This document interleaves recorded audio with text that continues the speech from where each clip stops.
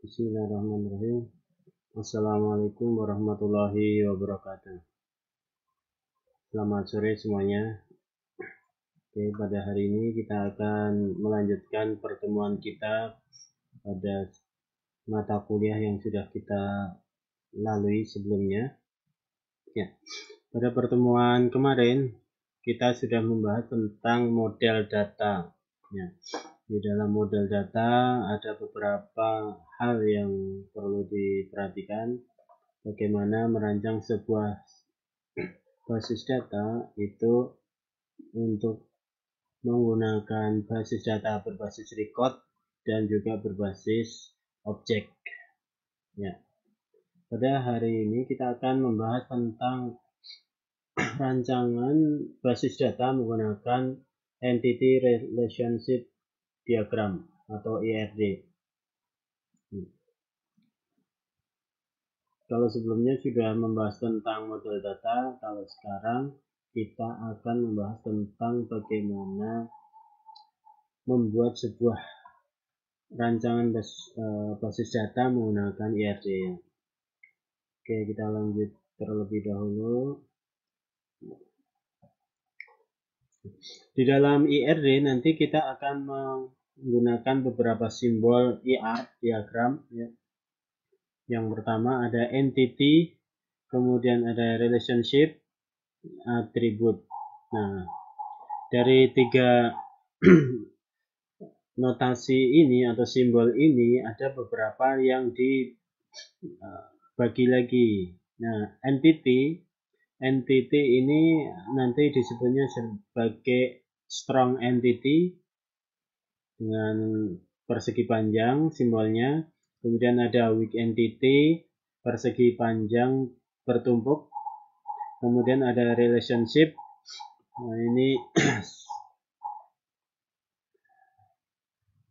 jajaran genjang ya, atau belah ketupat. Ya. Kemudian ada identifying relationship. Ini untuk relasi yang bertumpuk. Ya, ini simbolnya. Kemudian ada atribut derivatif, ada atribut primary key, ada atribut multi-value dan composite. Kita bahas satu-satu. Ya. Sebelum masuk ke pembahasan sini, kita lihat dulu komponen dari diagram ER.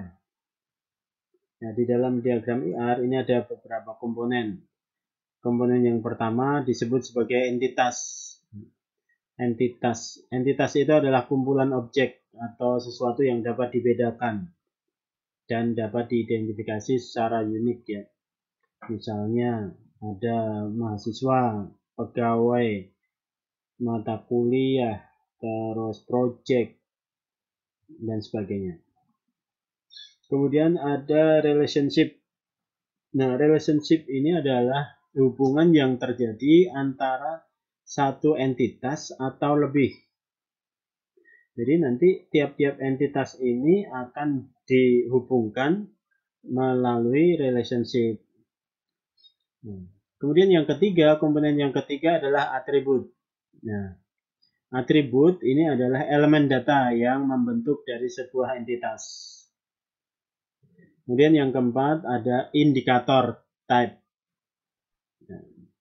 Indikator type yang pertama adalah asosiatif dan yang kedua adalah super type. Nah, kita lihat di sini entity itu apa? Komponen yang pertama ya, entity. Entitas ini dibagi menjadi dua, entitas strong dan weak entity. Jadi yang pertama strong entity, yang kedua weak entity. Strong entity adalah entitas yang atributnya dapat digunakan oleh entity set lainnya sebagai key. Kemudian kalau weak entity, ini entitas yang bergantung terhadap strong entity. Jadi contoh di sini. Misalnya ini adalah adalah sebuah atribut. Nah, sebuah entity yang memiliki atribut A1, A2, A ke N. Ya. Kemudian kalau A ini adalah weak entity dari atribut A1, A2 sampai N. Kemudian B ini adalah strong entity. Nah, strong entity dari B ini ada B1, atributnya ada B1, B2, dan seterusnya. Nah, di dalam B1 ini adalah primary key dari entity B. Dia memiliki weak entity set. Nah, dari tabel A. Nah, maka atribut-atributnya B1 adalah irisan dari A1, A2, dan seterusnya. Nah, bisa dilihat di sini contohnya. Contoh ada entitas pegawai. Di dalam entitas pegawai ini ada nomor pegawai. Kemudian ada entitas yang lain. Nah, nomor pegawai itu adalah primary key-nya atau atribut key. Ya, ini strong entity. Nah, pegawai itu memiliki tanggungan. Ya. Jadi ada pegawai yang memiliki tanggungan, ada yang tidak.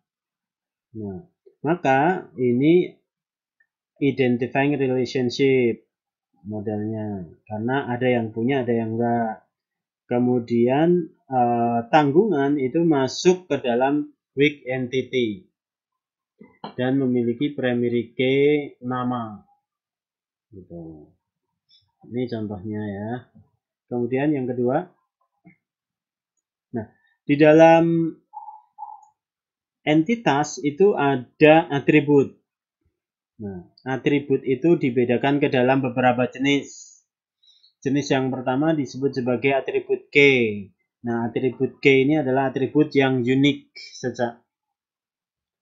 Jadi atribut unik yang tidak bisa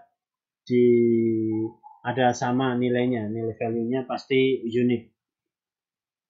Kemudian atribut yang kedua adalah atribut simple. Ini nilainya nilai tunggal. Ya, bernilai tunggal, misalnya nama, gelar, jenis kelamin. Nah. Kemudian atribut yang ketiga adalah multi value. Atribut multi value ini memiliki nilai yang lebih dari satu. Nah, kita lihat contoh gambar di bawah sini. Ini ada sebuah entitas pegawai, atributnya NIP, nama, tanggal lahir, gelar. NIP sebagai atribut K. Kemudian gelar ini adalah multi value. Multi value-nya dari mana? Jadi setiap orang itu bisa memiliki gelar lebih dari satu. Apakah Eskom, AMD, S1, ya, S2, dan seterusnya. Atau bisa menggunakan gelar di depan. Gitu. Kemudian atribut yang ketiga disebut dengan atribut composite. Atribut composite ini adalah atribut yang bisa dibagi lagi ke dalam kelompok-kelompok terkecil. Nah, contoh. Ini tadi ada entitas pegawai, atributnya ada nama. Ya. Nama itu bisa dibagi lagi ke dalam nama depan, nama tengah, nama belakang. Nah, maka disebut sebagai atribut composite. Gitu. Kemudian atribut yang kelima ini disebut dengan atribut derivatif. Jadi atribut pegawai tadi ada tanggal lahir ya. Nah, tanggal lahir itu nanti akan memiliki ini umur, atribut derivatif. Nah, jadi umur itu dihasilkan dari tanggal lahir dan tanggal hari ini, perhitungan ya. Nah, menghasilkan atribut derivatif ini. Nah, kemudian untuk membuat sebuah IRD itu kita akan menggunakan namanya mapping kardinalitas. Jadi setiap entitas ke entitas yang dihubungkan, ya, ada relationship-nya itu memiliki mapping kardinalitas. Ada di sini 3 jenis mapping kardinalitas. Yang pertama one to one, yang kedua one to many atau one to many atau many to one. Kemudian yang kedua, yang ketiga many to many. Udah. Jadi representasi dari entity set. Entity set direpresentasikan dalam bentuk tabel dan nama yang unik. Ya.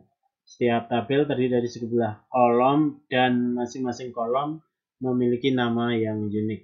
Entity set itu. Nah, setelah mengetahui mapping kardinalitas, kita juga akan menggunakan participation constraint. Apa itu participation constraint? Ya, participation constraint ini adalah keberadaan suatu entitas tergantung pada hubungannya dengan entitas lain. Ada dua jenis participation constraint. Yang pertama total participation constraint dan yang kedua disebut dengan partial participation constraint. Itu. Jadi total participation constraint ini adalah keberadaan suatu entitas tergantung pada hubungan dengan entiti lain,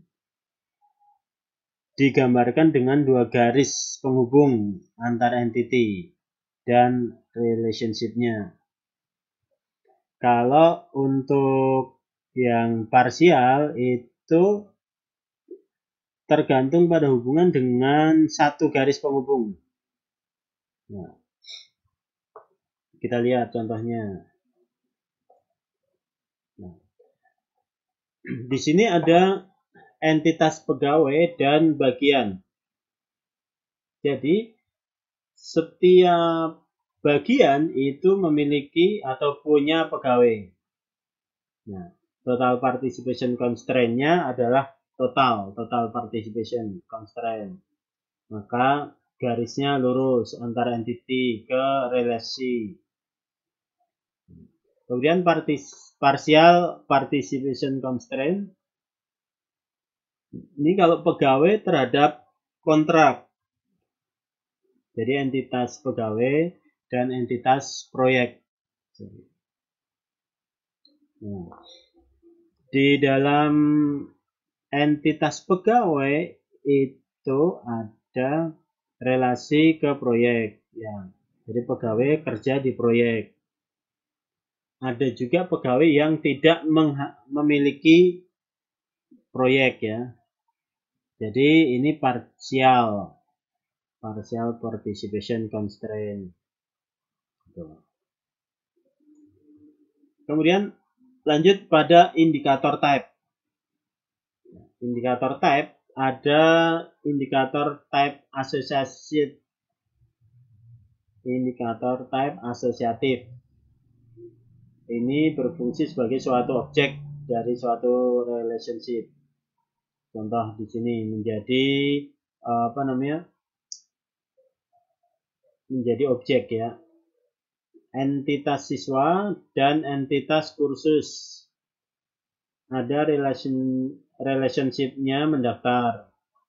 Nah, berubah menjadi ini. Jadi objek pendaftaran. Jadi entitas siswa, entitas kursus terjadi sebuah objek baru pendaftaran atau entitas baru pendaftaran. Kemudian indikator yang kedua adalah supertype. Nah, ini supertype terdiri dari satu objek dan satu subkategori. Ya, atau lebih yang dihubungkan dengan satu relationship yang tidak bernama. Jadi relationship-nya ini nggak ada namanya ini. Nah, entitasnya adalah entitas pegawai. Entitas pegawai ini akan terbagi menjadi dua. Pegawai honorer dan pegawai tetap. Nah, relasinya di sini tidak ada namanya. Maka disebut sebagai indikator type supertype. Oke. Untuk membuat sebuah IRD ini harus mengikuti beberapa tahapan. Di sini contohnya ada 5 tahapan yang harus dilalui. Ya. Tahapan yang pertama adalah mengidentifikasi himpunan entitas yang terlibat. Jadi identifikasi dulu entitas-entitas apa aja yang terlibat, yang akan dibuat, yang akan digunakan. Kemudian tiap-tiap entitas itu pasti memiliki atribut key. Nah, tentukan itu. Kemudian yang ketiga, itu adalah mengidentifikasi setiap relasi itu pasti memiliki hubungan antar entitas ya. Nah, disebut sebagai foreign key. Nah, ini diidentifikasi. Foreign key-nya apa aja? Gitu. Kemudian tahapan yang keempat adalah menentukan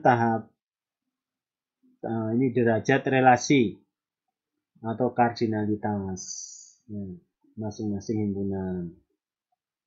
Baru yang kelima adalah melengkapi himpunan entitas dan himpunan relasi dengan atribut-atribut yang bukan kunci. Jadi dilengkapi tadi atributnya. Misalnya ada atribut pegawai, kemudian ada nama, alamat, jenis kelamin, pendidikan, tanggal lahir gitu. Jadi dilengkapi untuk atribut-atribut yang berhubungan dengan entitas yang berhubungan. Nah, setelah membuat IRD selesai ya, diagram IR selesai, langkah selanjutnya adalah membuat LRS atau Logical Record Structure. Jadi nanti IRD itu akan dibuat representasinya ke dalam LRS. Di dalam LRS itu akan terbentuk struktur record-record yang digunakan pada tabel. Nah, yang pertama ini kita akan menentukan kardinalitas one to one. Ya. Jadi menentukan kardinalitas dari masing-masing entitas menggunakan relasi one to one. Contohnya di sini ada entitas supir dan taksi. Ada relasi kemudi. Jadi kalau dilihat di sini sudah tentunya mudah bahwa satu supir itu pasti mengemudikan satu taksi. Dan satu taksi itu dikemudikan oleh satu supir. Nggak mungkin ada sebuah taksi yang dikemudikan oleh 2 orang. Gitu. Atau sebaliknya. Nah, maka akan terbentuk sebuah tabel supir dengan atribut nih, nomor supir, nama, alamat, kemudian tabel taksi, nopol, merek, dan tipe. Nah, bagaimana cara membuat LRS-nya? Ini kan baru bentuk IRD. Jadi ini IRD-nya supir, kemudi, taksi. Ya. Maka dibuat LRS-nya seperti ini. LRS yang terbentuk bisa dalam 2 model karena dia one to one. Ya. Jadi LRS yang pertama adalah menggunakan nih nomor supir, nama, alamat, kemudian taksi, nomor taksi, nopol, merek, tipe. Nah, foreign key-nya adalah nomor supir. Atau yang kedua, nomor taksi, nopol, merek, tipe, kemudian di sini nomor supir, nama, alamat, baru relasinya nomor taksi. Gitu. Jadi ada 2 model atau 2 jenis, terserah yang mau digunakan yang mana. Tuh. Kemudian untuk representasi dari one to many. Jadi IRD dari gambar yang one to many, ini contohnya adalah dosen bimbingan kelas. Nah, jadi entitas dosen, entitas kelas. Relasinya bimbing. Ya. Kalau dibaca, ini satu dosen bisa membimbing banyak kelas. Ya, satu kelas hanya dibimbing oleh satu dosen. Maka relasinya one to many. Nah, tabel yang terbentuk ini apa aja? Tabel dosen, NIP, nama, alamat. Kemudian tabel kelas, jurusan, semester, jumlah mahasiswa. Gitu. Nah, ini LRS yang terbentuk. Ya, LRS yang bentuk. NIP, nama, alamat. Kemudian kelas, jurusan, semester, jumlah mahasiswa, NIP. Gitu.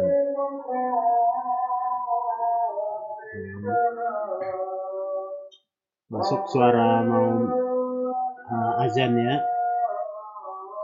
Oke, kita lanjut terlebih dahulu. Di sini untuk tabel dosen itu tidak ada primary key-nya di sini untuk kelas, tapi masuk ke menjadi foreign key di tabel kelas. Gitu. Kita lanjut ya. Untuk LRS tadi yang di sini dosen dan kelas itu akan terbentuk seperti ini LRS-nya. NIP, nama, alamat. Ini one to many. Kelas, jurusan, semester, jumlah mahasiswa, NIP. Jadi satu dosen banyak kelas. Kita lanjut untuk yang many to many. Jadi jika ada entitas mahasiswa dan entitas mata kuliah, nah ini ajar. Jadi satu mahasiswa bisa belajar banyak mata kuliah dan satu mata kuliah bisa dipelajari oleh banyak mahasiswa. Sehingga relasinya ini many to many. Karena many to many ini akan terbentuk sebuah entitas baru bernama nilai. Nah, ini tabelnya yang akan terbentuk. Tabel mahasiswa, NIM, nama, alamat, tabel mata kuliah, kode mata kuliah, nama mata kuliah, SKS. Kemudian tabel nilai, NIM, kode mata kuliah, dan nilai. Nah, ini menggunakan NIM dan kode mata kuliah ini sebagai key-nya atau super composite, super key ya, composite key. Gitu. Kemudian hasil LRS-nya seperti ini. Yang sebelumnya mahasiswa sama mata kuliah, ya, entitasnya akan terbentuk sebuah tabel nilai. Nah, NIM nama alamat, kode mata kuliah nama SKS. Ini akan relasinya NIM, kode mata kuliah, dan nilai. Hasil dari many to many itu pasti terbentuk sebuah tabel baru. Contoh kasus, kita akan membuat rancangan sebuah IRD, kemudian dilanjutkan menjadi LRS. Bagaimana caranya, bagaimana prosesnya. Ya. Ini yang pertama. Jadi di sebuah perusahaan ini memiliki beberapa bagian. Dari masing-masing bagian itu pasti memiliki pengawas. Dan setiap satu pegawai ya, pasti diawasi.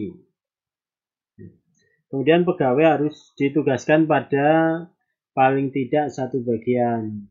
Jadi minimal ada satu orang di setiap bagian. Tetapi dapat pula bekerja di beberapa bagian. Kemudian paling tidak satu pegawai itu mendapatkan nilai tugas proyek. Namun ada juga pegawai yang tidak mendapatkan tugas proyek. Bagaimana cara membuat IRD-nya? Nah, kita ikuti langkah-langkahnya. Yang pertama adalah menentukan entitas. Nah, tadi ada beberapa entitas. Nah, entitasnya ada bagian, pengawas, pegawai, dan proyek. Dibuat entitasnya.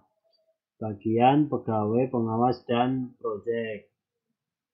Kemudian lanjut, yang kedua membuat matriks relasi. Nah, dibuat kolom-kolomnya, kolom bagian, pegawai, pengawas, proyek.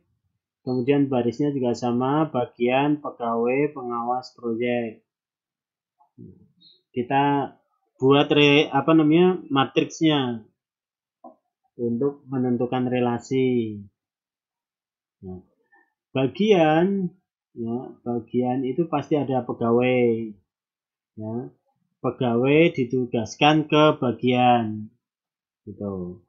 Jadi bagian memiliki pegawai. Bagian itu menjalankan pengawas. Pengawas menjalankan pengawasan di bagian. Kemudian pengawas nih dijalankan oleh bagian. Pegawai bekerja di proyek. Ya. Kemudian proyek ini ada pegawai menggunakan proyek. Pegawai menggunakan proyek. Ini relasi, matriks relasi yang dibuat. Langkah yang ketiga adalah membuat gambar sederhana. Nah, dibuat dulu entitasnya. Ada entitas bagian, pegawai, proyek, dan pengawas. Relasinya apa aja? Dari bagian dulu. Bagian ditugaskan ke pegawai ya, atau kebalik. Pegawai ditugaskan di bagian. Kemudian pengawas ini dijalankan oleh pegawai di tiap bagian. Kemudian pegawai bekerja di proyek atau bekerja pada proyek. Ini contoh ataupun gambar sederhananya terlebih dahulu IRD itu. Lanjut langkah keempat, mendeskripsikan permasalahan. Jadi tadi permasalahannya apa aja? Masalah yang timbul di perusahaan itu masing-masing bagian hanya mempunyai satu pengawas. Jadi di tiap bagian hanya ada satu pengawas. Seorang pengawas hanya bertugas pada satu bagian. Ya, kemudian masing-masing bagian hanya memiliki satu pegawai. Masing-masing pegawai bekerja pada paling tidak satu bagian. Kemudian masing-masing proyek dikerjakan oleh paling tidak satu pegawai. Kemudian seorang pegawai bisa mendapatkan tugas atau sama sekali tidak mendapatkan tugas proyek atau beberapa proyek. Nah, langkah yang keempat itu adalah membuat kardinalitas.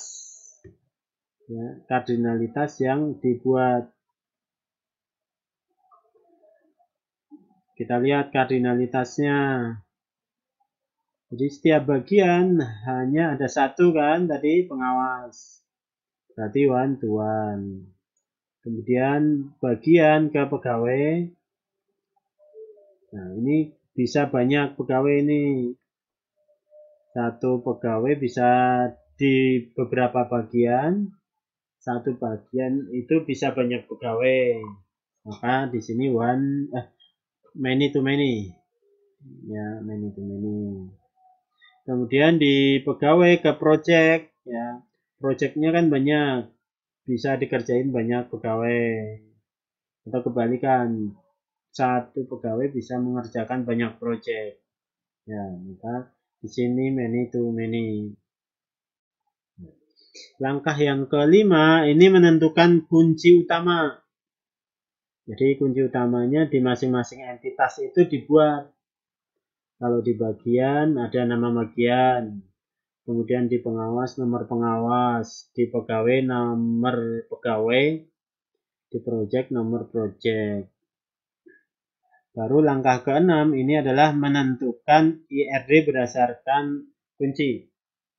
Jadi menggambarkan IRD berdasarkan kunci.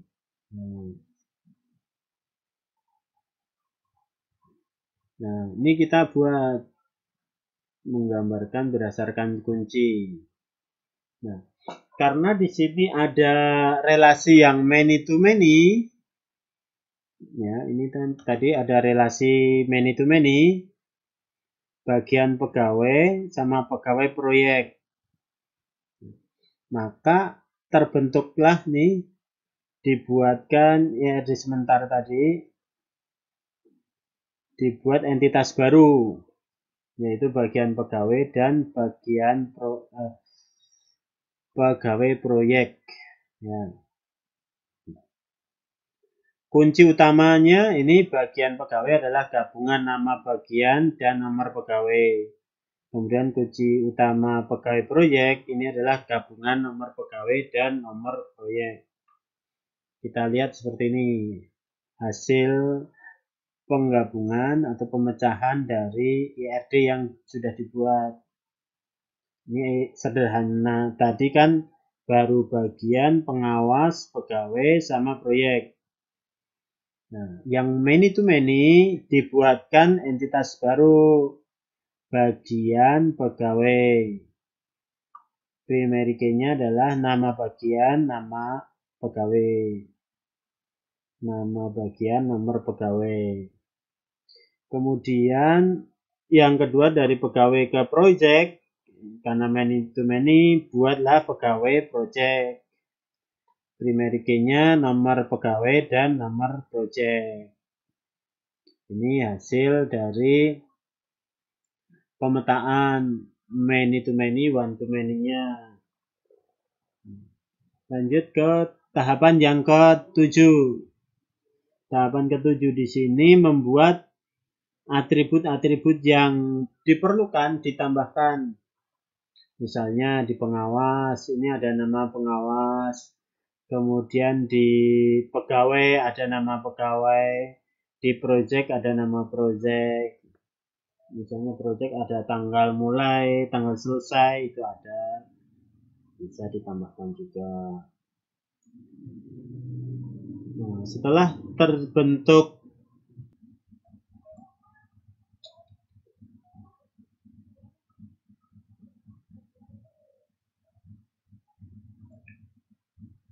untuk transformasi IRD ke LRS, ya. Tadi kan sudah dibentuk namanya bagian pegawai, kemudian pegawai proyek. Nah, ini kita buat dulu LRS-nya. Jadi akan terbentuk beberapa tabel. Nah, tabel yang pertama kita dari pengawas ya, atas pengawas, kemudian bagian pegawai, kemudian pegawai project, dan project. Nah, ini yang akan dibuat ke dalam LRS, ditransformasikan. Maka terbentuklah seperti ini. Di pengawas ini ada nomor pengawas, nama sebagai primary key-nya, nomor pengawas. Kemudian bagian, nama bagian, ini primary key-nya, nama bagian. Kemudian pada bagian pegawai, ini nama bagian, nomor pegawai, primary key atau foreign key juga. Kemudian di pegawai ini ada nomor pegawai sama nama pegawai.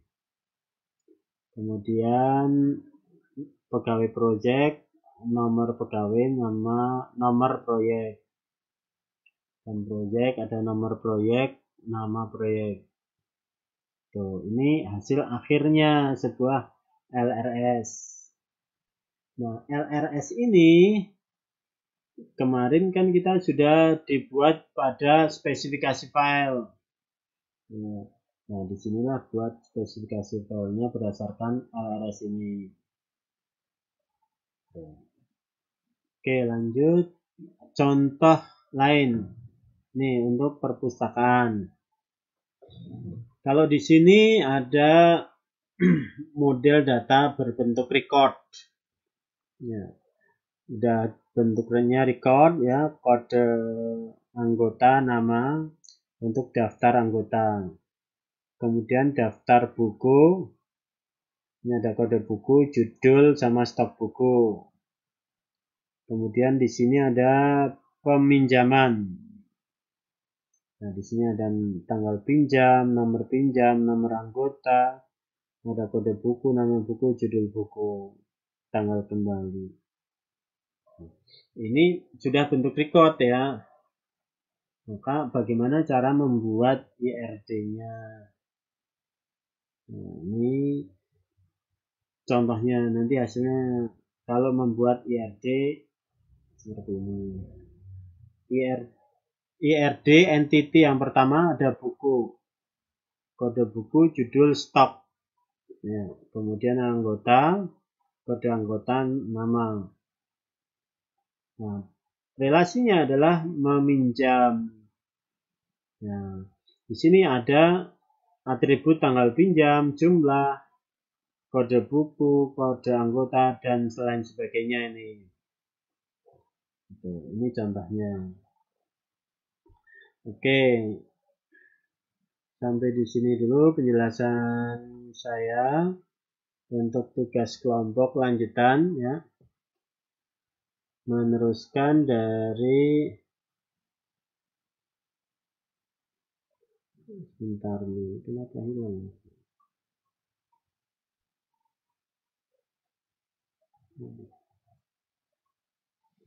Oke ya, jadi tugas kelompoknya adalah membuat IRD dan LRS dari basis data yang